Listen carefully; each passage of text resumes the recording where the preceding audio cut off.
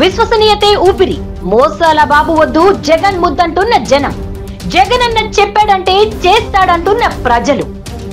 అమలు చేయని హామీలు ఎన్నిస్తే ఏం లాభం? కదలని చెక్క గుర్రం ఎంత బాగుంటే ఏం లాభం? పాలివ్వని ఆవు ఎంత అందంగా ఉంటే ఏం లాభం?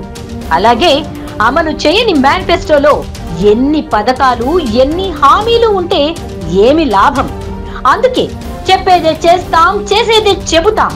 విశ్వసనీయతే మా ప్రాణం, ఇచ్చిన మాట మీద నిలబడడమే మా విశ్వసనీయత అంటూ సీఎం వైఎస్ జగన్మోహన్ రెడ్డి విడుదల చేసిన మేనిఫెస్టో ప్రజల్లో ఆసక్తి రేకెత్తిస్తోంది.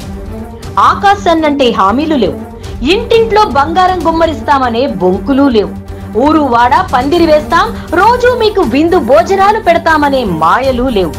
రాష్ట్ర ఆర్థిక పరిస్థితిని వివరిస్తూ ఎక్కడెక్కడ ఏ వర్గాలకు ఏ విధంగా మరింత మేలు చేయగలమో అక్కడక్కడ అలా చేస్తూ వెళతామంటూ హామీ ఇచ్చారు.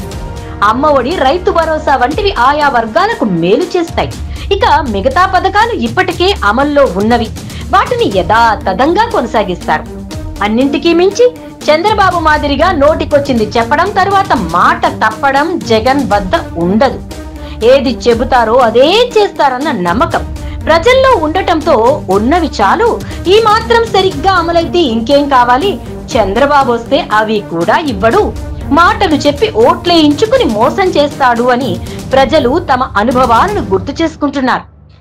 జగన్ అన్న ఉంటే చాలు, ఉన్న పథకాలు అమలు చేస్తారు అనే నమ్మకం ప్రజల్లో కనిపిస్తోంది.